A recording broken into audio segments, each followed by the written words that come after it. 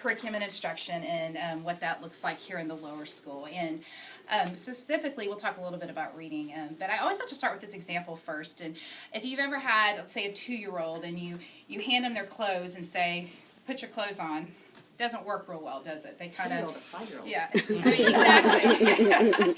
So I always say, it's, as a mom or dad, you take that shirt and you pull the arms just right so that they can stick their arms through the shirt, and then immediately after it comes over, they'll say, I did it, right? But you provided that support, that kind of what I call the scaffolding, and that is exactly what we do in reading here, is that we are looking for books that are just the right fit at just the right time for each child. Now that is a huge task when you're looking at a school, of 450 kids. So what is that? How do we do that? So let me tell you a little bit of what we do. First, we start with assessment. Key piece, and we have to know where to start and to build on that student's strengths. And so we start by looking individually at kids. We do that 3 times a year with every single child, doing a one-on-one reading assessment. Then if the child is reading right at grade level or maybe just a tad below grade level, we don't have many who do that, we will even do that more. We also have a lot of technology pieces that we include there too. So what I always say is that each of those is a piece of the puzzle. We want to see the whole puzzle. So I'm looking for the full-length movie of a child. I just want to see the snapshot. So we always take a lot of different pieces of that assessment to see where we are. Once we know that, the teacher is able to use that to determine level, kind of reading levels. And we use a level system. The levels are for the teachers. The levels are not for the kids. I always say that's what it's a tool for us to be able to do instruction. It's not something the kids are aware of even. But we do, so we have extensive leveled literacy libraries here, which are books that are packets, about 6 books from levels A to Z, hundreds and hundreds of them. And we use those to pull kids for small group instruction. What's so cool about here at TCA, they have put such an emphasis on our personnel, and that we have a teacher and we have a full-time teaching assistant in every classroom. So here, this is a kindergarten room. There's 16 kids in this room. There is a teacher and there's a teaching assistant in here all day, every day. What that's able to do is that teacher's able to pull small groups. Anytime I walk in here, I've got one of my teachers probably here at a horseshoe table with a couple of kids, reading with them for their reading time that day. There are centers put throughout the room. You can see so much fun things in here that they love to do. But there are opportunity then for the assistant can also provide supervision and instruction during that time. The assistants are degreed professionals. A lot of them are moms that were teachers that are looking for part-time, work that doesn't have quite the responsibility of a full-time teacher and the after commitments after school. So this is a great opportunity for them to get back in the classroom and use their gifts. And it just creates a great team in each classroom for us. So we use that to help us with our reading instruction. We do a lot of word work, grammar, phonics. All those things are part of our day. Each child has a book box, and you can see over here. So the book box are books that maybe the teacher has selected and some that the children have selected. I always laugh. My oldest boy had a snake book in his box, I think, for his entire lower school career. So you have all these different books. In the lower grades, they even have these little phones that they talk in. What this does is that you can hear yourself. And it's a little freaky when you do it in front of people, but it really does help them to hear. They need to be, and those really in kindergarten, they're still needing to, a lot of time we call whisper reading out loud to hear what they're saying.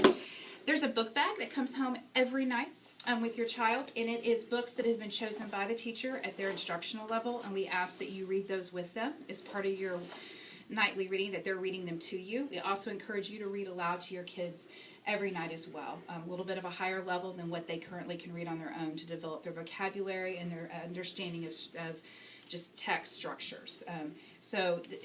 This is these are some of the little books that they will bring home. There's always a combination of fiction and nonfiction. We have really increased our amount of nonfiction, particularly in the last couple of years. I would say about 50% of what we read is nonfiction now, because you as adults know, what do you have to read so much of? Is that. And then other fun things that they keep in here, they've got their word wings, so these are high frequency words that they're practicing at home each night. We add things to this as we go. And these can be individualized to the child so that you know what your kid's reading. This was actually some things to remember if you're reading with your child. This just gives you ideas of things that we're talking about here, setting and characters and what the problem was in the story. Solution, beginning to help them understand text structure and be able to talk about their reading.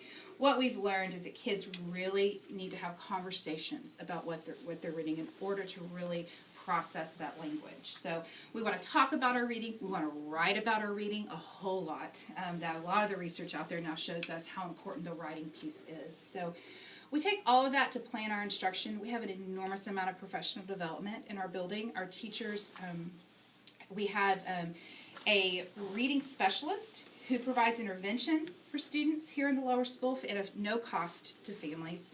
We also have a literacy coach, and she actually came out of the Louisville School District and was there, led their literacy initiatives, and we were able to snag her to come into our building. And so what she does is she provides 2 to 3 hour staff development sessions with teachers, and then she actually comes into the classrooms with them during those guided reading sessions and is able to model lessons. They're able to model lessons for her, and she's able to help them problem solve right in the moment. It's the best staff development there ever has been. I mean, it's really nice. We also work, we had applied for some grants out of Columbia University, so we went there last summer to do some writing initiatives, and we're going to do that again this coming summer as well. And so just a lot of great ways that we're growing in our profession and being able to really meet our kids' needs even better each time we do that. So, and then to keep in mind that same type of small group instruction I'm talking about, we also are looking at how we can use that in our math to be able to better meet our kids' needs. And as you know, science and social studies are what really engage and motivate a lot of our kids. So we use those two subject areas to build on that reading, writing, and math in really fun and engaging ways. I give the example of a tug. In 4th grade, when we study the American Revolution, we have a tug of war. We bring all the kids down to the cafeteria, and we pick some of our smaller children, and we say they're the colonists, and then we pick some of our largest boys and put them as our British. And then as we're about to start the tug of war, we add some more people. We add some French, we add some Spanish, we add some Native Americans, and you begin to see how the colonists were able to win their independence. And so it's just a great hands-on example of the type of learning we want to do in social studies and science. 3rd grade, they do crawfish. They study animal adaptations, and they create a habitat for the crawfish. They create a maze for the crawfish, and it was a little smelly up there, but it's but just really fun stuff. And it really builds, as I said, that foundation for reading, writing, and math that we know they need for that college preparatory curriculum they're going to hit when they transition over to the middle school. So in the lower school, we want kids to feel successful. We want them to love learning and make it engaging and fun. And so we do that. I have a master group of teachers that are able to really make that happen each day here in the lower school. So, thanks, guys. I love any questions. I don't know what our time is. It's time to head back to the It is. to All the right. lounge. We'll go back.